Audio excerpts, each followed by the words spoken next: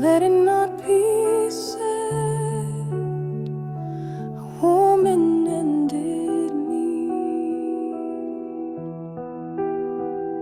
He came with fire in his eyes to tear down every tower high.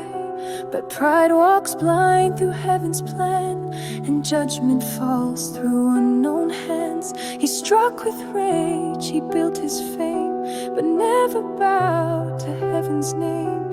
And at the gate of the Thebez's keep, he met the fall he could not see.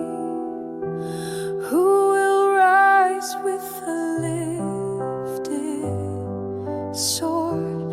Who will fall by the breath of the Lord?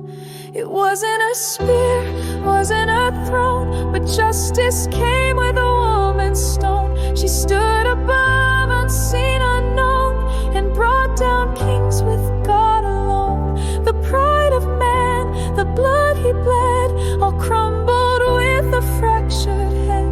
His name fades fast, his kingdom gone, but God still stands, and truth lives on.